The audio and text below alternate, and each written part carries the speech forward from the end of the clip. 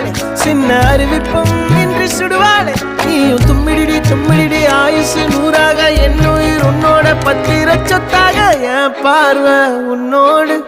உன் பொம்மை கண்ணோடு பேசாமல் விண்ணோடு நாம் மிதந்து போவோம்